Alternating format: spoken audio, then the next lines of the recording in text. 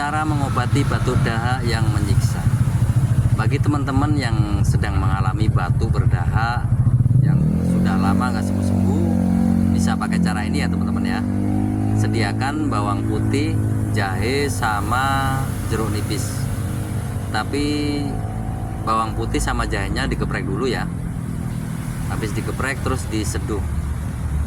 Dan jeruk nipisnya bisa diperas, dicampurkan.